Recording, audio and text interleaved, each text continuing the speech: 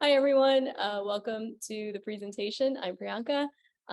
Nice to see some really familiar faces. It's been a while since we've talked, so glad to be here. All right, let's get started because this time there's quite a bit of ground to cover, but on the bright side, unlike all of my other presentations, which tend to go over time, I believe we're going to finish on time today. All right, so today's topic is how to find the right college for you. And that's one of the questions that I think a lot of people have, particularly when I have seniors or parents of seniors who reach out and say, do we apply to the right one? What's going on? And before we dive into that, Sarah already did the intro, so I think I'll just point you to the most helpful resources available, which I would highly recommend my Facebook or my Instagram. They have the same items, so please you don't have to subscribe to both, but just check them out because there are so many posts. My goal is basically to post 98% of all material related to this process for free, which I've normally been presenting on, but I want to put it in written form. So that way, right now, when we do presentations like this, everyone's not scrambling to take photos or screenshots and everything. It's already written out for you. So please be sure to check that out. I'll put it up at the end again, but Instagram is Let's Talk College and Facebook is Let's Talk College, or Let's Talk College LLC is the actual handle. And of course, feel free to email me at any point if you have any questions about your process. And these are just samples of the most recent posts or videos that I've done, and they're all related to this particular topic. So we're going to get into all of this, but just as a heads up, it's all written down. There's details involved. Okay, so yes, and I said 98% material that's on every single topic. So college searches, test prep and strategy, filling out the college application, essays, writing supplemental interviews. So it's everything we've done before, but now I'm just breaking it down because I realized having all the information thrown at you in one shot can be overwhelming. So this way, you can just refer back to it at your own time and when you need it. Maybe you heard this presentation today and you actually don't need it until 3 months from now. So you'll still have it. Like Sarah said, it will be on my library's YouTube, but it's also on my social media as well. Okay. Let's dive into today's topics. So a couple of different aspects when it comes to finding the right college for you. And we need to consider what are your preferences. Then we're actually going to go online and look at the database. So there are lots of databases. We're going to use College Boards. And when we do the research, it's not just, hey, here's a list, but there are certain categories of research that we should do. Keep in mind that you're going to be investing a lot of money in the education. So we want to ensure that you're getting what you paid for or the best service possible. Then of course, college tour season is here and it's the February break. A lot of families tend to go. 2 months from now in spring break, a lot of families will go. So it's just now's the time for college tours. So we're going to cover a lot of tips as to just what is it that you should be asking, what should you be observing, and how do you make good impressions, and kind of get a little hint into your demonstrated interest in here. One category of your demonstrated interest we'll put in as well. And finally, just a bit of the mindset you should have when you're approaching this entire college search, and we'll conclude Q&A. So at every point, I will stop and ask for questions. So please don't feel like you have to hold on to the questions. If anything, just post in the chat whenever you have the question, and I'll find an appropriate stopping point and just refer back to your question. And that way we're not on topic 5 and you have questions about topic 2. So we're keeping it flowing. All right. So with that said, consider your preferences. And this is the very, very superficial level, but it matters. It matters a lot, which is location. Okay, so it seems to be everyone is starting to spread out again. But what used to happen around COVID is a lot of families realized, well, shoot, if something like this happens again, I want to be closer to family. And parents say, I want my kid close, right? So in that case, a lot of families actually ended up staying within that Northeast region, as opposed to, we had more students going to California or Florida, usually some Texas, but not really, but mostly it was the California connection and Florida connection or even North Carolina and South. Now students are starting to spread out again. But again, what is the location? And when it comes to location, other aspects to consider: what kind of culture, what kind of community are you thinking? Are you thinking big city? Are you thinking small Catholic college somewhere? Are you thinking rural? Are you thinking city? What kind of Sometimes it's even considering, okay, well, if politics were a factor, what kind of culture are we looking at based on that? Because and I'll give you an example. I had a student from Connecticut, and she ended up going to Texas because she went in for polo. And we all know with the blue state, red state stuff. So what happened is, even though she had similar beliefs to what Texas did, Texas was just much more extreme, to the extent that some people used to tease her about them. Right. So again, it's not as common in a large state university because no one cares in a large state university. But if you go to smaller and smaller, suddenly things become a little more tailored when it comes to certain views that people have. So again, consider the factors of location. Academics, that's a big one. But when we talk about academics, do you have a specific interest? I used to have a student who was very set on the University of Oklahoma. Now, I rarely have a student who's going to come up to me and say, I want to go to Oklahoma, right? It doesn't happen. It's not one of those very prominent universities. You hear about going to Florida or California. And I asked him, okay, but why Oklahoma? And he said, they have the best meteorology program, and I'm really interested in meteorology. Perfect. He has done his research. It doesn't matter if this university has a national ranking or not national ranking. For the program that he wanted, this is the best university for him.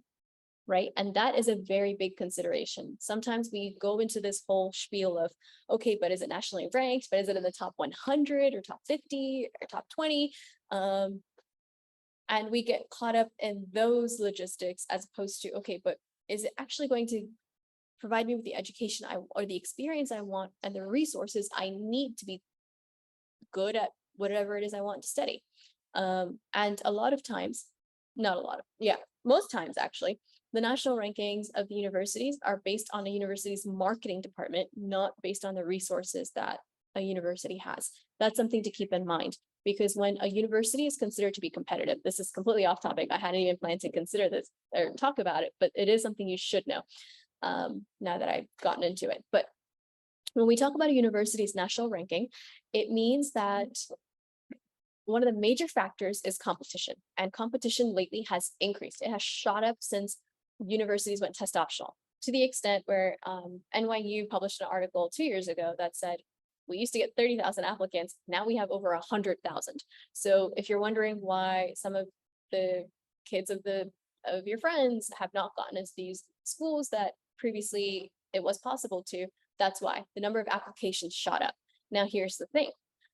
The number of seats did not shoot up, right? NYU accepts approximately 3,000 students. They still have 3,000 spots.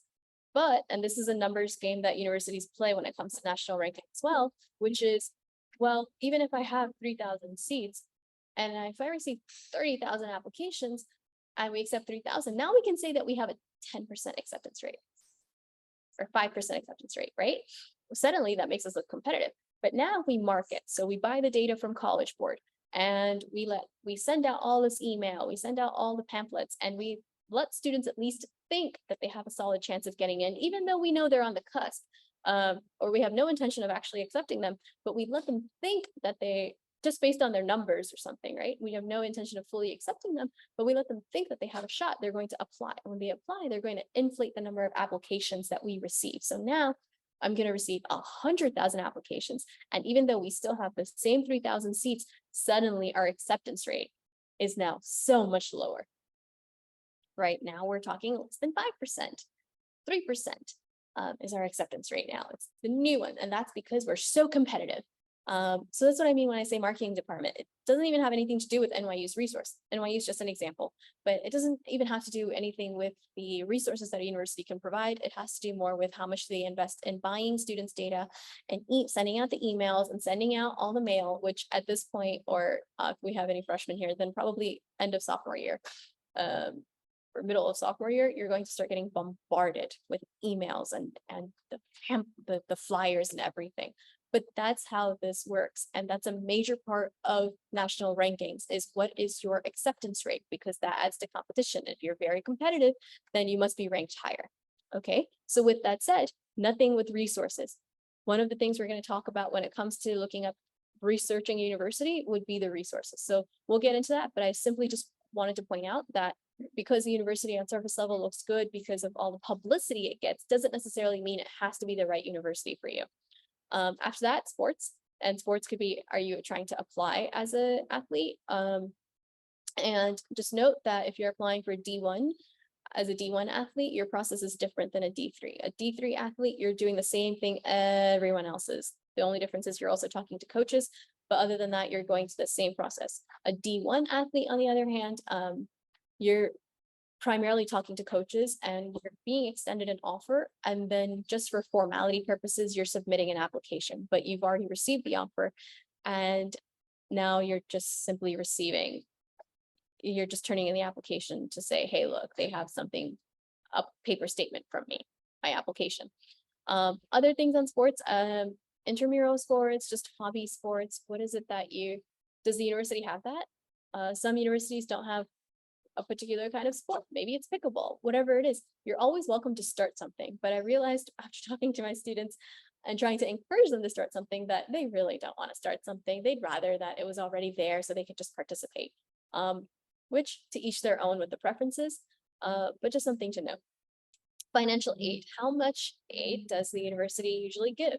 And usually you fill out the FAFSA form on August 1st is the opening date. There's no deadline for submission, but the earlier you do it, the higher your chances of getting a good financial package. So October 1st is when FAFSA opens. It's completely free to fill out, and it takes 15 minutes for students to start their account, and then maybe 10 minutes from the parents. You just need to have your previous year's tax returns. And then January comes around or February comes around, just go ahead and get your taxes done as early as possible and log in and update that. But how much financial aid does the university offer? Does it give you scholarships? How much in scholarships? And usually you won't find out that amount until you've been accepted, and it'll be a part of your decision letter. So say, congratulations, you've been accepted, and we've also given you a merit scholarship of $3,000 or $10,000 or $16,000. All of those numbers sound great. Just keep in mind what the tuition is or what the cost is, because $16,000 for a university that might cost $52,000 a year, that's helpful, but it's still a significant gap you have to fill. Whereas, okay, well, we have $3,000 offered and $10,000 in tuition, usually more for state universities when it comes to tuition. Then you're like, that's a smaller gap to fill, even though we offered less money. So all of this information you'll discover when you get your decision letter.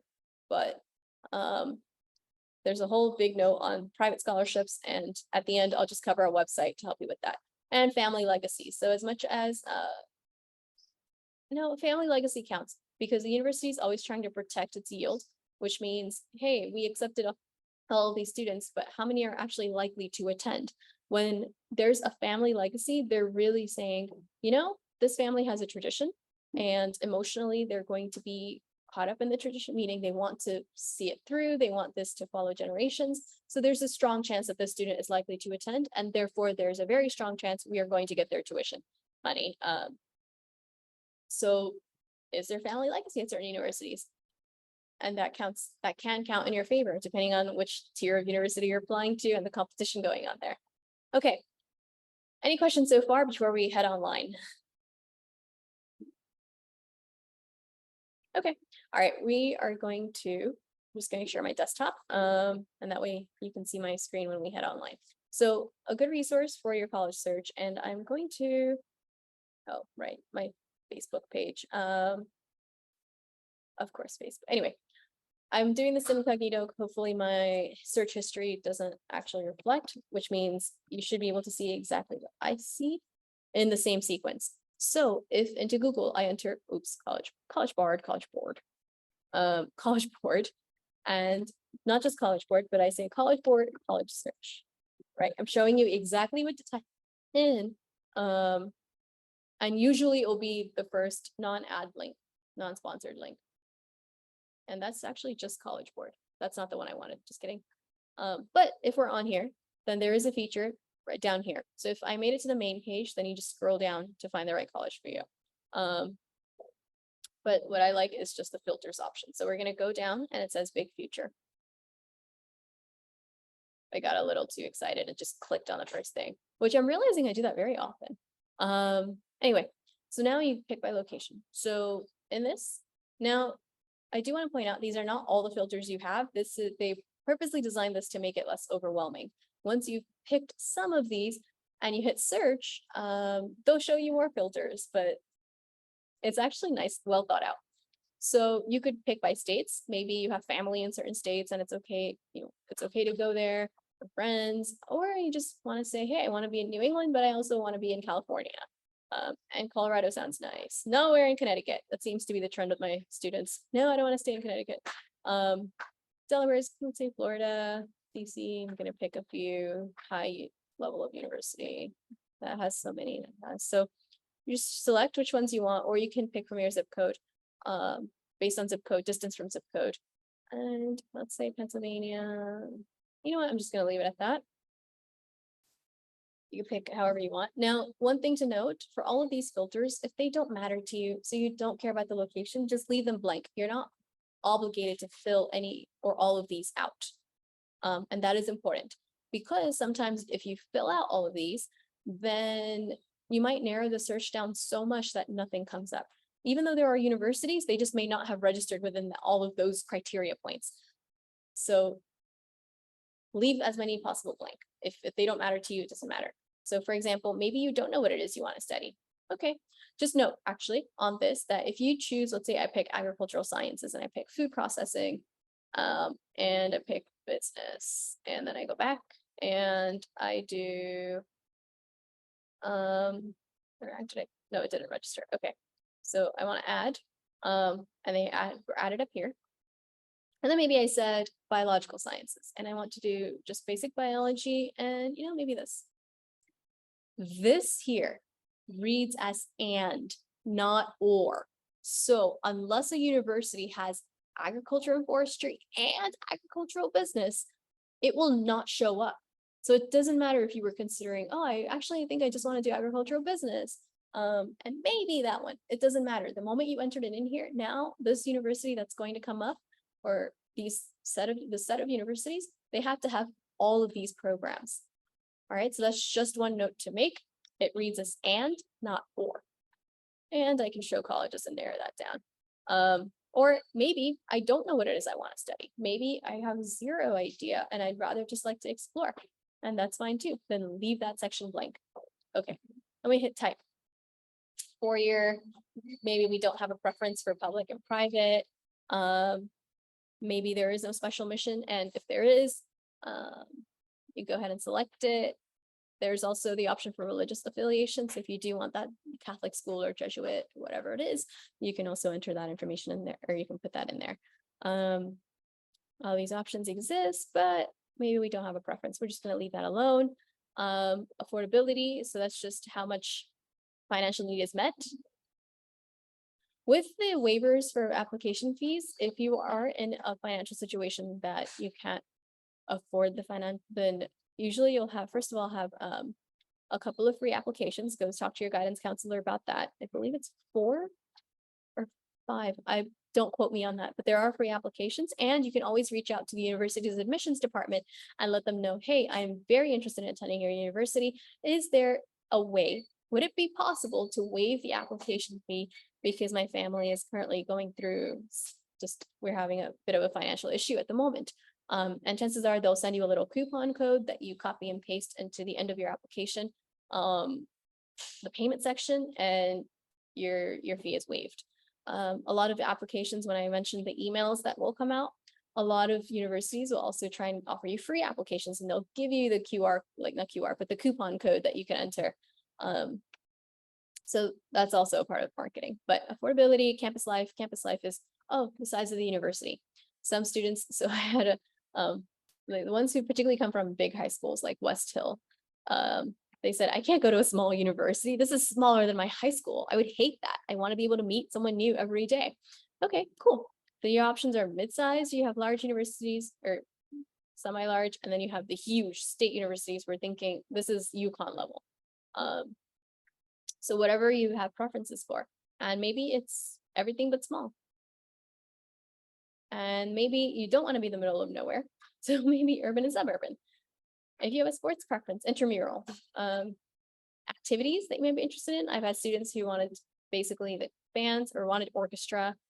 there we go, orchestra, or they wanted theater, because even if they weren't studying it, this is something they did in high school and they really wanted to continue in some way. And then campus services, you don't really have to enter a lot for that, and show universities, right? So play with this, and what you'll find now with the safety, reach, and match thing, right? This is a new feature that was added on this year. And if you click on admissions, and if you pick a certain range, so you can pick an acceptance rate, you can, if you wanted to put in an SAT score roughly. So let's say most students on average would be around 1050. That's the national average, is roughly 1050 to 1070. So let's say between that, and that's your range. Or you wanted to enter your GPA. Note, this is your unweighted GPA because it's at a 4.0. A weighted GPA is at a 5.0. So if you wanted to, instead of your SAT score, this is an either or option too. So you either pick the SAT score or you pick your GPA. Maybe you'd rather just do the GPA because you have no idea on the SAT front. So let's just leave this alone. Right, so we have admissions, and let's put this in, say 3.0 to 4.0. You can do acceptance rate. So how competitive is this university? Maybe you have a preference. Maybe you want the Boston College or the Boston University or NYU or University of Chicago or University of California's. Maybe you don't have any preferences. Don't worry about the deadline part. That really doesn't matter. Leave that one blank. Leave the applications blank as well. Okay, and now you have all these options. When you click on the safety, reach, match, it's waiting for that to come up. They did that. They actually, it was easy when I did it last time, but ultimately what happens is the new feature will help you narrow down your, let me see if that works if I do SATs.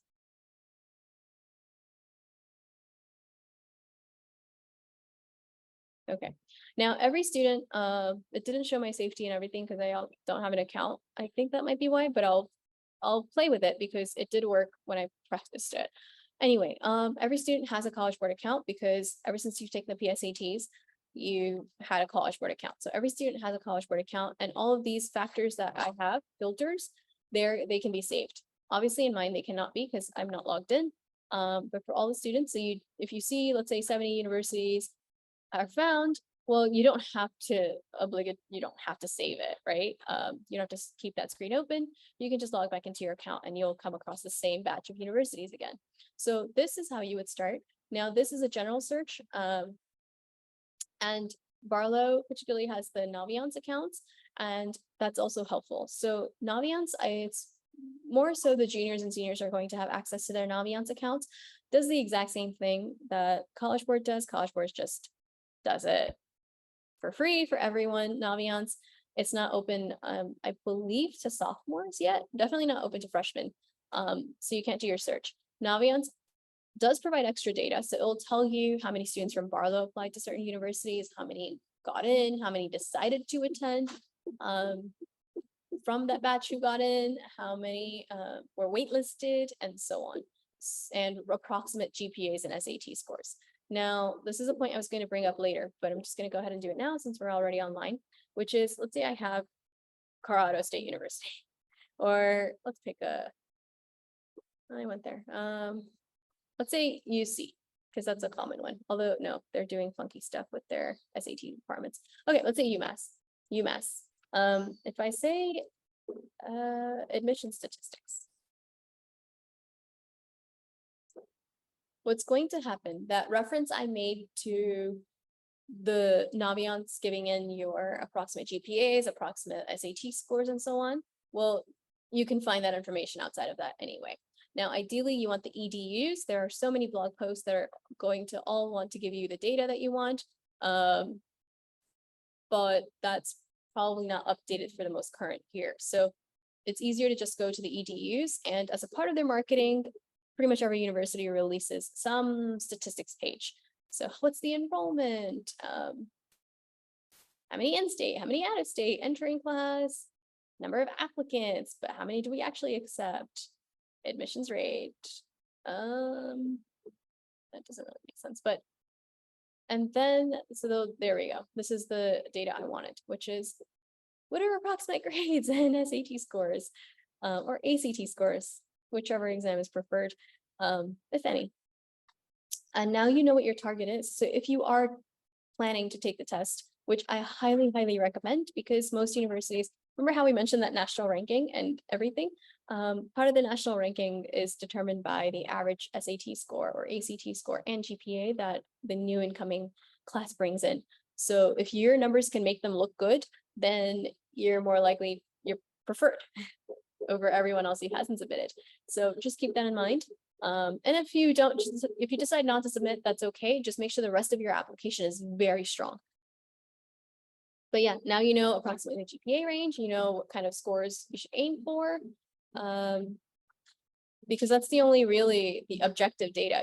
These are the only pieces of objective. Everything else is so subjective that it really depends on the personalities of the people who got your application. Maybe someone can relate to you, maybe someone cannot relate to you. Maybe you made a joke on your essay and it didn't land, or it did land with a few, but it didn't land with the other two people, and so on. So it's very subjective. Maybe somebody said, but are sports better than volunteering? And so there's so much that could be argued upon that your numbers are really two of the real concrete things part of your that are part of your application. Okay, so that covers the search, that covers the stats. It's very easy to dive into the land of stats. You're welcome to. I don't recommend it. It's one of the fastest ways to go crazy. These are really the main stats that you would need. But any questions so far? And just feel free to post them in the chat at any point. Okay, to continue. Now that we've done that part, what should you be looking for? This is very important because a lot of students, and I had one student, which was actually, it was like a funny, sad, shoot, we have a lot of work in front of us moment, when it was around, I want to say July or August, and she'd come to me, we wanted to work on her college essays. And she came to me with a college list already. So I figured, okay, she's done the research, it's all good to go. Here's her list. And she wanted to do, she wanted to study some aspect of working with children. So children's psychology, children could be education, could be librarian, could be anything as long as she was working with children. Because of a volunteering project she'd done, she realized she really loved working with children. So we were looking at, so I was like, okay, well now we're on the essay and we have to do the why us supplementals. And I said, okay, well, you have to name specifics. You have to tell me the actual academic program you want, meaning we have to do some research. We have to figure out, okay, well, are there certain professors who could serve as mentors to you? Are there certain specific classes that you would think you'd really like to take? And so on, just with the academic side, right? So we started doing research, and it turns out that in her list of about 8 to 10 universities, not one, and this is rare, I have to tell you, this is very rare, but not one had just a program that she actually wanted with children, which is odd. Usually it's 2 or 3 that we have to filter out. If students already come to me with a list and they have an idea, there are 2 or 3 that we have to filter out and say, this isn't for you. But her whole list, and we had to start from scratch, and it was July, which is, it's okay, it's doable, but it's just going to be a lot of work for her. And what happened, we did it because there was no other option. We did it, and we found the right fit for her. But this goes to show that it is very important to do the research before you do anything else. And when I say anything else, I mean, I asked her, okay, well, how did you come up with this list? And she said, from tours. We just did college tours, and I really like these campuses and what the tour guides had to say, and that's how I put this list together. So you can't do that. Please don't do that. Before you even decide to invest the time and money into a tour, there are a couple aspects that you have to look into, and these are all found online. It's just a matter of taking the time to do it. And ideally, it should be the teenagers doing this process. Parents, you can help out, please do, but it has to be teenagers who take the initiative, because a lot of these points that we're going to bring up, they're very subjective. I mean, if you're looking at a course catalog, you're looking at all the list of classes offered, well, parents might think, hey, you think you might like this one, and teenagers are going to say, oh, it sounds really boring. I don't know if I want to, etc. Right? So part of it, have the teenagers take control of their process. But what are the points we need to look for? Okay, so before we get into the points to look for, I do have a question that someone brought up. Okay, this is an interesting question because I know I'm going to get it more often too, which is if the student doesn't meet the admission, the SAT or GPA requirement or range, is it okay to apply for a least competitive major in the same university and then change your major after getting admitted? People do that. Yes, people do that. Because there are some majors that are definitely saturated, such as usually it's biology or the pre-medical, and business are full. They will be the ones with the most applicants. Psychology is getting very popular as well. And then there will be other majors that just don't get as many applicants. And because of that, universities, first of all, universities know that approximately 80% of the student body will change majors. That's just a common stat. Rare is the student who walked in with a major and walked out with the same major. And it is done. I usually just have my students say, you know what, do the exploratory or undecided if you really don't know what it is you want to do. But this is where it's an option. You could apply as for a different major and then change it. All right. So going back to the exploring career paths to choose from. So how do you find it? So this works two ways. One is, how is this university going to help me figure out what I want to do if I have no idea? So far, before I mentioned, okay, what are the professors, what are the classes? That's for students who do have an idea. So if you know, maybe you're thinking, maybe graphic design, why not? That sounds cool. Well, okay, cool. Look into the graphic design major. You just Google it. University of Massachusetts, graphic design. And you'll get to the program page, you'll get the course list, look at everything. Faculty, what kind of careers do they have? Is this a career that you might be interested in? Because maybe that's the trajectory it goes into. Maybe it's not, because times also change. Maybe it's architecture, whatever it is. If you have a loose idea of, hey, I could be interested, that's cool. Look at the programs, okay? And then see if that sounded good in theory. Does it sound good when you think about, look at all the practical classes you have to take, and figure it out that way. Then, so that was that part. But now if you just have zero idea what it is you want to do, keep in mind that you are still investing thousands into this education process. So the question is, how is this, and it's not unusual. I do want to point out and say that it's not unusual for a 17, 18-year-old not to know what it is they want to study. Our education system is not designed that way. We don't introduce students to career paths. We don't show them what the options are. We just expect them to go to university, right? So with that said, okay, well, hey, university, I'm paying you a lot of money. How are you going to help me figure out what it is I want to do? That I'm actually going to end up enjoying it. Minus, the 4 classes that they're part of everyone's life, things that you don't want to do, but we still have to do. But most of it, I'm going to enjoy it. How are you going to help me figure out that I'm not going to regret this degree, or that I'm actually going to use this degree? Because most students, I think the most recent stat said something like 60% or 70% of college graduates either are not using their degree either because they couldn't find a job in that field, or they just found other option, right? So am I going to have a degree that I will be using?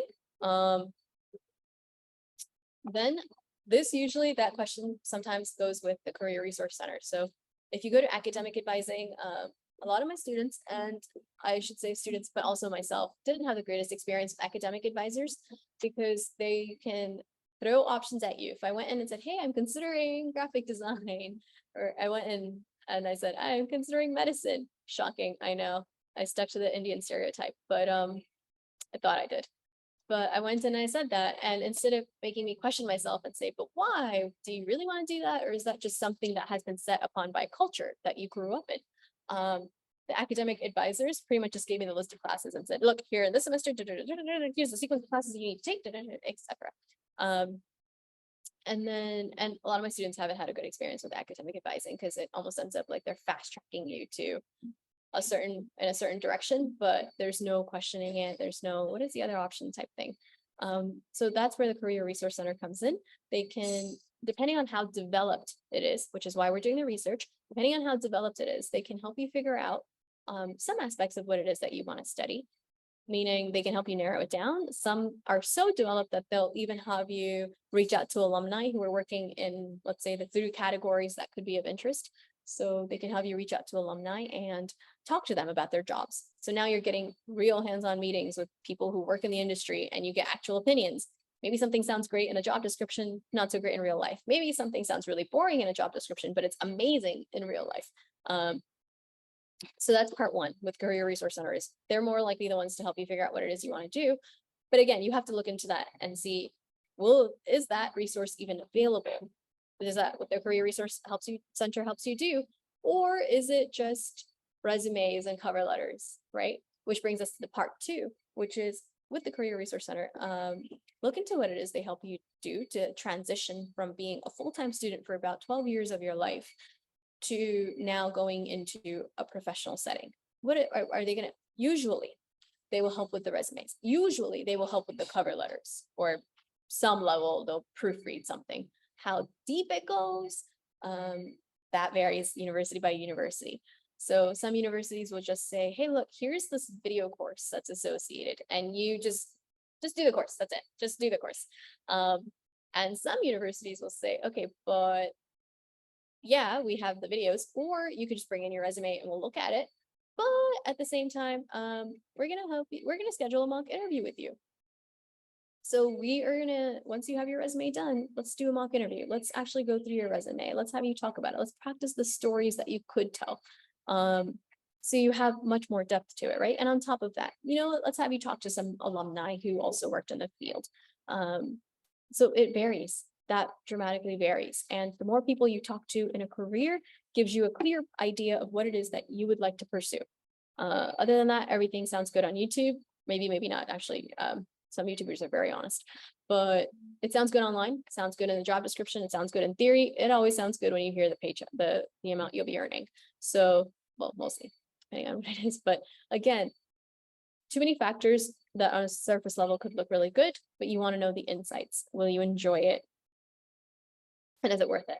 All right, then part 3, tutoring. Again, you're going there for school. Your college is just more school. So make sure you have the resources that will help you succeed at this additional schooling. So tutoring, is there free tutoring? Is it paid tutoring? Usually it's free by other students. So older students who've done that course before will be the ones in that tutoring center, and they'll be the ones helping you out.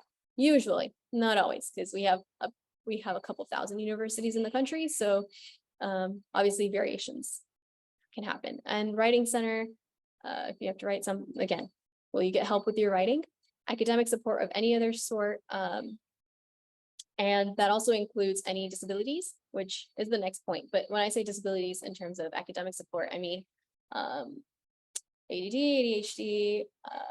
There's some that students, if you report them to the university, then the university will actually help. They will hire other students who attend the same class. So let's say there's 30 of us in class. I have a problem. Maybe I just have ADD. I don't know. I forgot what the medical conditions were, but it's very common, especially if you have an injury, for sure if you have an injury. But I forgot what the mental health criteria was. But if you have any of those situations, then they will hire students from within that same class to take notes. And pay the students and give you their notes, right? So this is a very, very popular student job on campus, because students are like, I have to attend the class anyway. I might as well get paid to take notes, and then just go drop by the disability center and drop them off. That's it. But yeah, so check into what kind of academic support.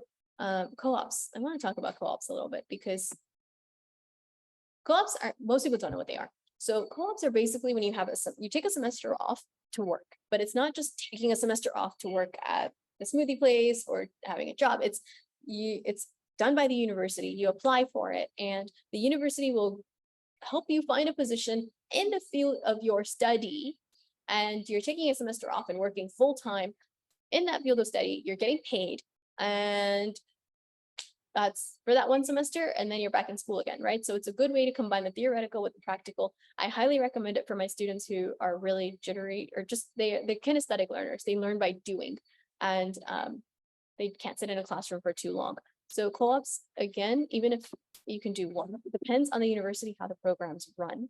But you could sometimes, with some universities like University of Virginia, you can do one per application. So you apply once and then you get the one co-op. Some you apply one time and you get like 5 co-ops, because all of a sudden you've now entered the separate category, this program track. And after freshman year, every other semester you're doing a co-op. And Purdue University, for example, is like that. So it could delay graduation if you're doing it Purdue style, but you also walk out with a lot of experience.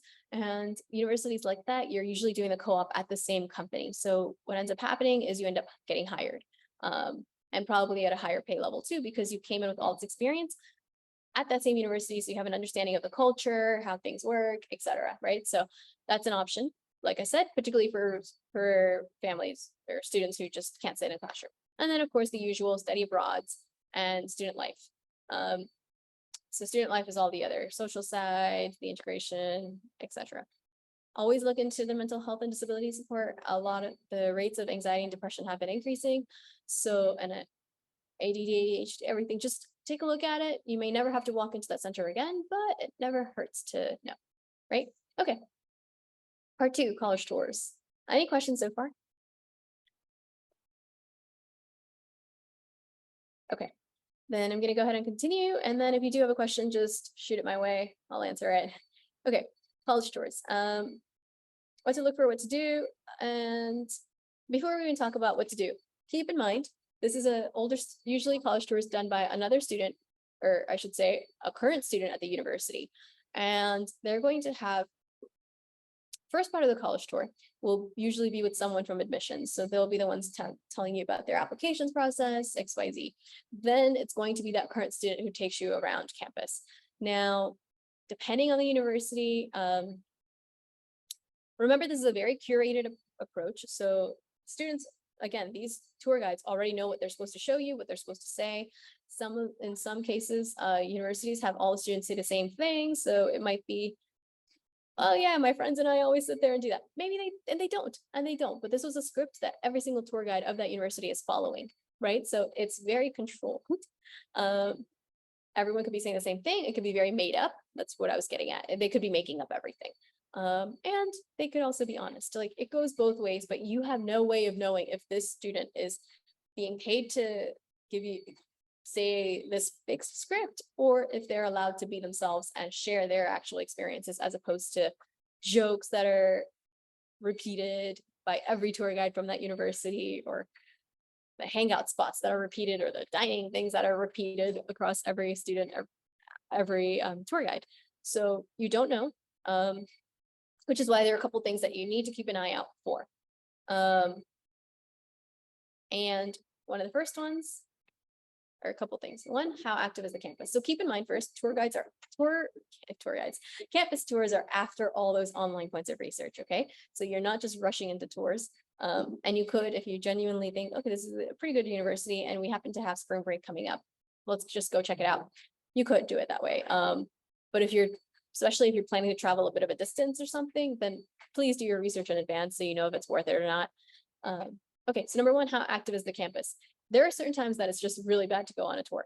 Those times are May, June, because even if the summer semester is running, the first part of summer, where is the kid who's taking classes at that time? So campus just looks dead. And if you go after the 4th of July onwards, that's a good time to go, because then even though it's still summer, it's second semester summer, and that tends to be, it's filling up. Now the students who are like, hey, I have to take this hard class, but instead of doing this hard class during the year when I have other classes going on, I'm just going to knock it out of the way over the summer when I can take it with intensity. So I have to go every single day to class instead of twice a week. It's the only class I'm taking. So it's just getting it out of the way. So you'll have more students going in there in second part. Avoid going during college spring breaks. Finals, really, really bad time to go during their finals. Campus will be empty because classes are not running. So you're not going to find any activity, nothing. So again, check out how go in, see how active the campus is. Some campus, even if it's full semester going on, students are quite literally there to go to class and then leave. And some you have people who hang around. So it depends on the campus, depends on the location. Okay, then here's a tip. Actually, one of my former clients came up with this, and they did this on their college tours, which is they recorded a video of their teenagers sharing their impressions. So anything about atmosphere, hey, I like this. We ate here, it was okay, it sucked, wasn't as good, tour was okay, tour was great, etc. And what happens when you record a video of yourself, or really teenagers should be recording videos of themselves, that you have your own impression. It's not someone else's opinion. And when decision day comes around, or when applications time comes around, well, it might have been a year since you went on a tour of that campus, and you're probably going to forget all the details. Now you have a reference, right? And you may not even have time to go back to it again. Or even if you have time, are you going to go back to all 10 of the universities that you did tours of before? So just record a video. It's a good way to note down the impressions, and it's a very quick way to note down the impressions. A big thing that I say is just hang around campus. This goes back to the fact that tours are they're controlled experiences. The tour guides, well-meaning as they might be, they're telling you they're following a script. Okay, and that is good. They're doing their jobs. But now it's your job to hang around after campus and just give yourself a tour, walk through buildings. It's rare to have buildings that are just closed off. Obviously, don't walk into a lecture, or at least not a running lecture. There's one starting up, then by all means, feel free to walk into an auditorium, but walk through the Career Resource Center, just have food, just watch the activity and see, okay, the tour guide said XYZ, does that match what I'm seeing right now? And am I finding out anything new that I don't like? Again, walk through the libraries, just go for a walk, and at least for an hour. Minimum for an hour, just have food, walk around.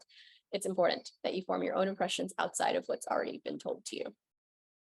Okay. Now that was what you're supposed to look for and do.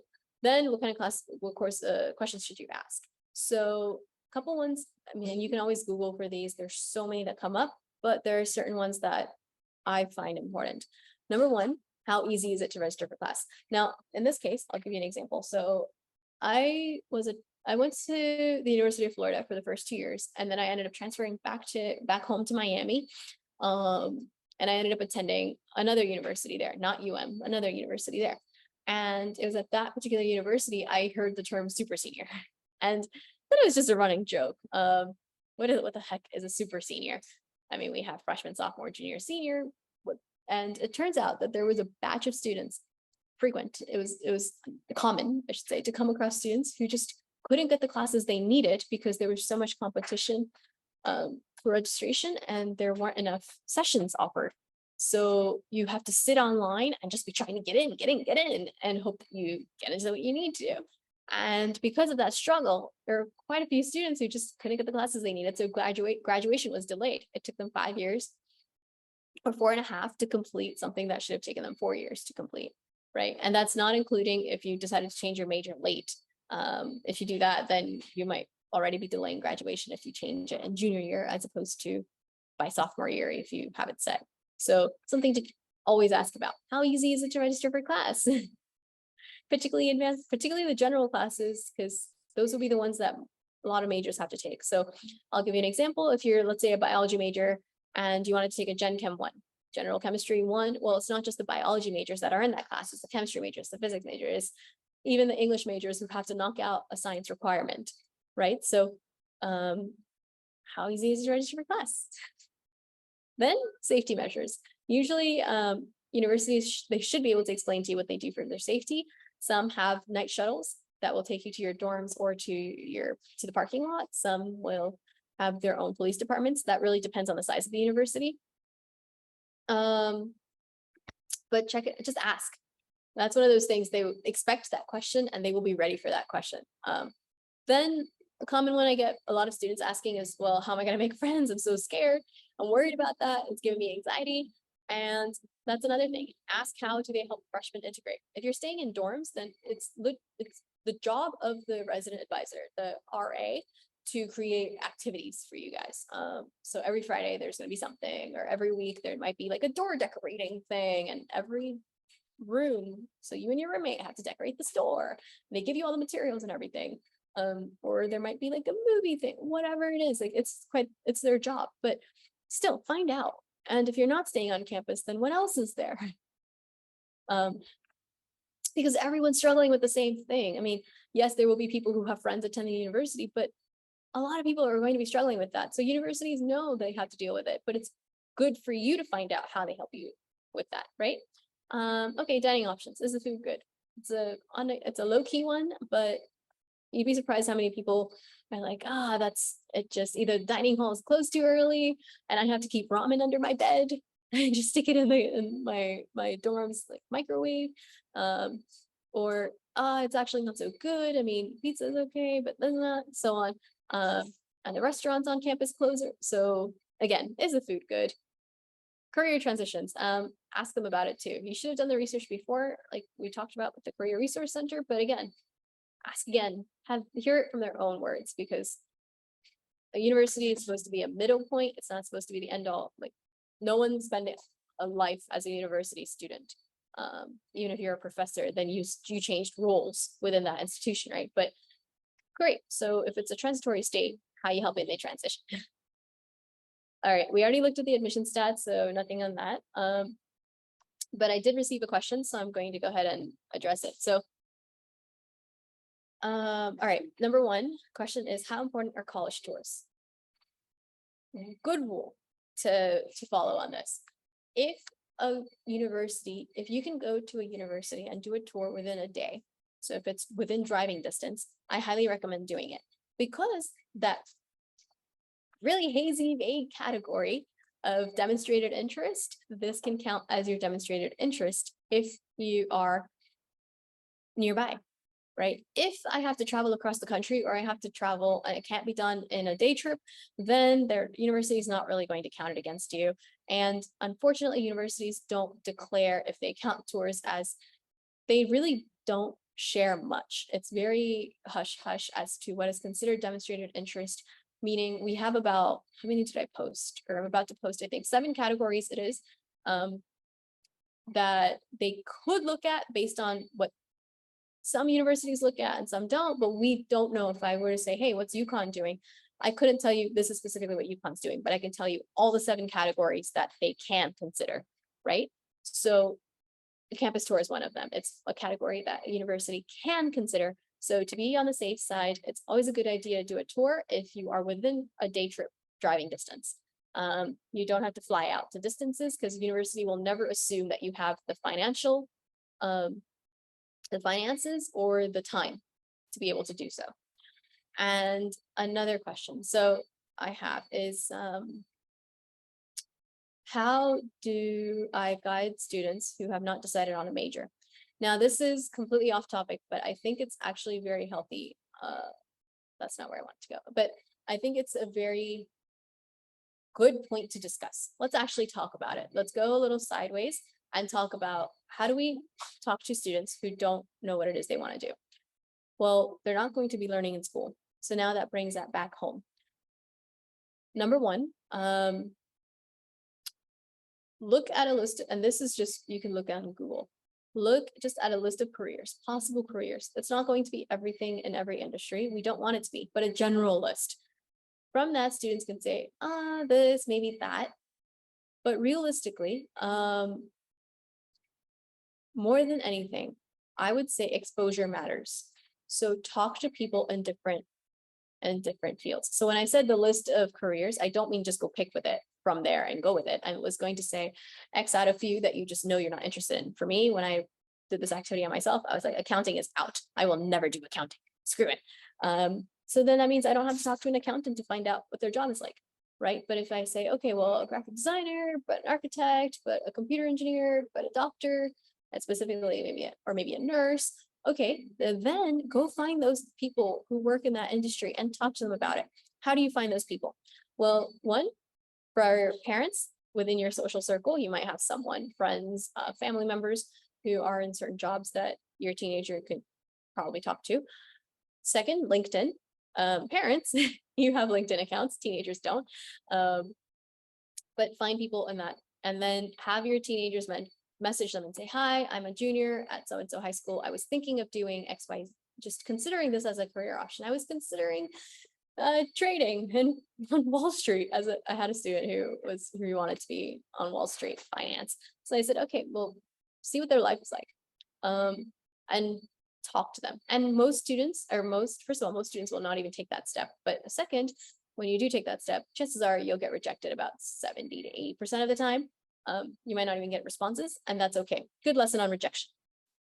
Reach out to more people. LinkedIn has so many people, and a lot of them really do want to help. Sometimes it's just an issue of their time, but you just send them a quick message and say, hi, I'm a high school student. I'm really considering this as your career as a career.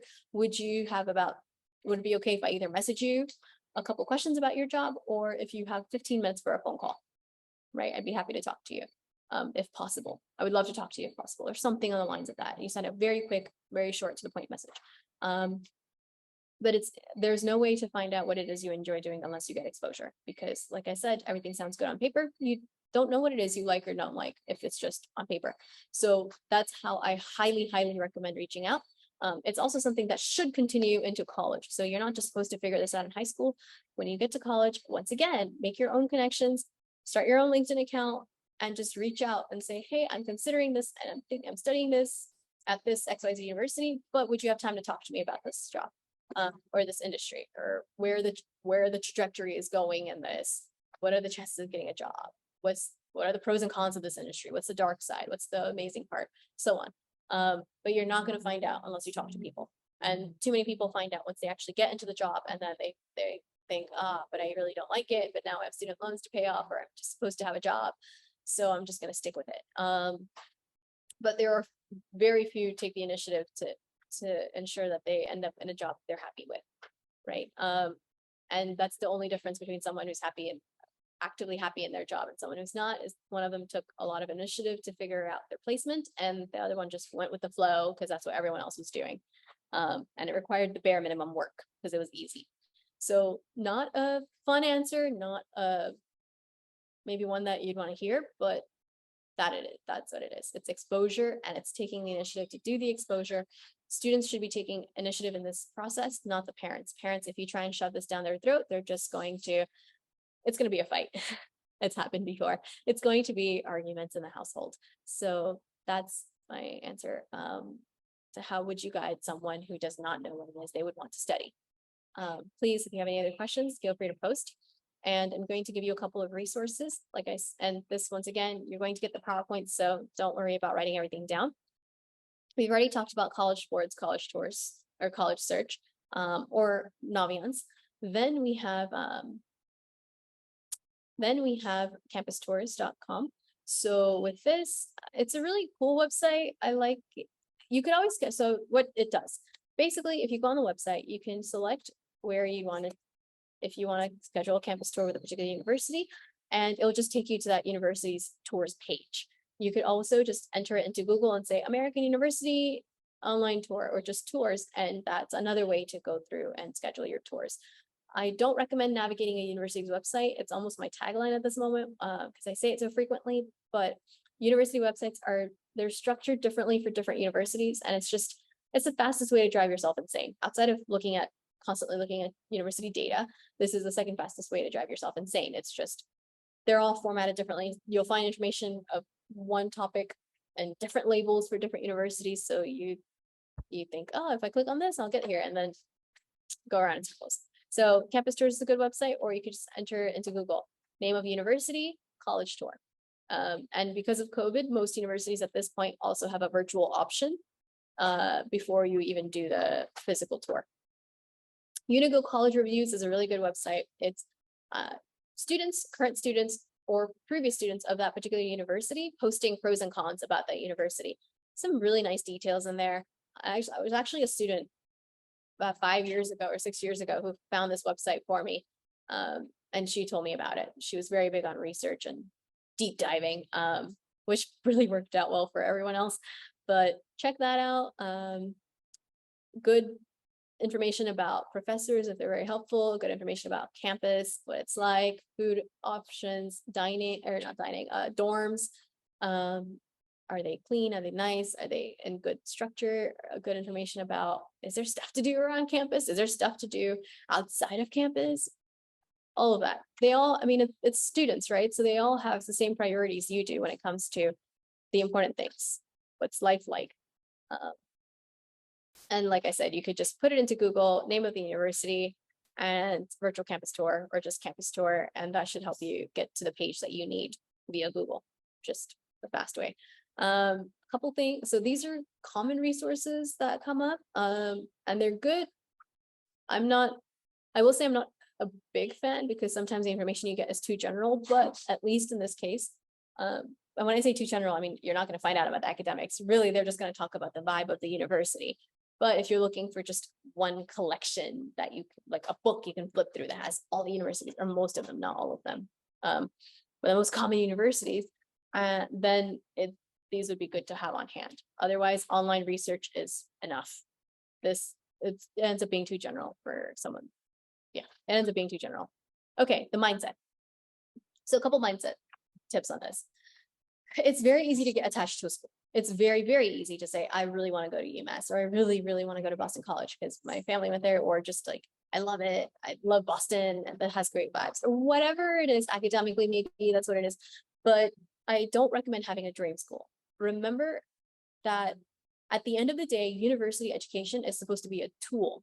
It's not supposed to be the end all be all that makes your life. Have an idea of what your goals are. And that doesn't have to be this grand, I want to start my own company that does XYZ or anything like that, but have some rough idea. And this is where having those conversations and exposure with different jobs helps with you, right? Helps you out. But then figure out, how can you use a university and the resources it provides and the financial investment it involves, or the student debt you'd be walking out with, but how can that university serve as a tool to get you closer and to that goal or that life you want to have? And when you look at it from this perspective, you suddenly don't end up attached to that one university. You have multiple options at this point, because yes, this university might have those resources, but you know what? There are a couple thousand universities in the country. So that university could also have the same resources or similar, or different, but in a good way, right? So don't get attached to one university. Instead, think of the bigger picture, which is what it is that I want to do. And consider that might involve taking a gap year, right? I've had students too who've taken gap years. I'm not saying they traveled, you could, but if they did travel, parents had them finance it themselves, or they did a match program where parents said, okay, whatever you need to earn, but then we'll match whatever you earn. Or it's just you earn, you can spend what you earn.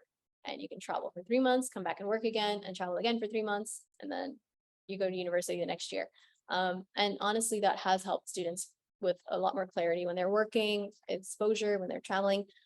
So it's not necessary to go jump directly into university. You can either wait until you're accepted and then put in for a gap year, apply directly to the university, or you can hold off on applications for a year, or you could. Actually, those are the only two options. Is wait until you're accepted and then apply for a gap year within the university, or just apply a little bit later. But you should not be sitting at home doing nothing if you do decide to go with the gap year option. There should be something. You're volunteering, you're working, you're not just at home. You're traveling. But yes, that is just something to consider, which is don't have a dream university. Think of the bigger picture of life, which is, does this help me get closer to what it is I want? All right. Okay, so what do you do next? We're pretty much done. I'll let you out. Only a little overtime. I am sorry about that. Just start your college search. It takes time. No one believes me when I say this, and it sucks. And it's unfortunate, because what happens is then the stress really, really kicks in senior year. But start early. If you're a freshman, a sophomore, it's okay to start doing online searches. All of those points that we mentioned, you can still Google everything. You can still talk to people in different careers. You can still do all of this. You can start creating your college list, and that's okay. And you're welcome to change your mind if 2 years down the line you have something else that you're interested in. That's okay. But what happens is, if you wait too long, and everything piles up in senior year, and this is when I get the text messages from frantic parents who say, we should have started this earlier, or, oh my God, this is so stressful. Like, so we're just anxious about this. We're waiting for decisions to come out. Do we apply to the right universities? When you've had time to do the research, you know you've applied to the right universities, right? Yes, there is that natural anxiety that comes in that waiting period, but you're at least confident that it's okay. We've done what we need to do from our end, and now it sucks, but we're just going to have to wait for decisions to come out. So that's just something to note, is the earlier you start. Also during holidays, even if you're visiting family out of town, out of state, or just anywhere, and there's a university campus nearby, at least drive through it. Okay, that will give you a better idea of what a university looks like, particularly for that 15, 16-year-old, or 14, 15, it doesn't even, just drive through it. Just, there's the comfort level that starts happening. What happens with my students, sometimes they just get they're scared. And because they're scared, they're excited, but they're really scared because it's a big life change for them. For parents, it sucks that your child is leaving the house, but for them, everything is changing. And they're excited, but they end up terrified. So they avoid doing the work. They're procrastinating because of that fear. So if you start easing them into it, this is what a small campus looks like. This is what this large state college campus looks like. Hey, do you want to get out and just walk around? That helps. Okay, that helps. Then again, do the virtual tours. And if you want, you can schedule the on-campus, and you're always welcome to go more than once. So if you decide, hey, we have a sophomore, we have a freshman, and we're going to be in that town that weekend, visiting family, or just we feel like going on a campus tour, go ahead, schedule the campus tour. And then you can always go back 2 years later if you want to. All right. But it helps ease into it, because part of the stress comes from that fear of the unknown. So especially for the teenagers, so make it known, make it familiar, make it a habit almost. And then if you are considering taking an exam, now current juniors, you guys, if we have any, usually I ask at the beginning of calls what grades we have in here. But if we have any juniors in here, you guys have an SAT coming up March 22nd. It's the real SAT, but it's going to be a little bit different because it will be online. Just a heads up for all students now, March 2024, SAT is going completely virtual. So it'll be a 2-hour exam instead of a 3-hour exam, and it's 100% online. But if you are considering testing, just take a free exam.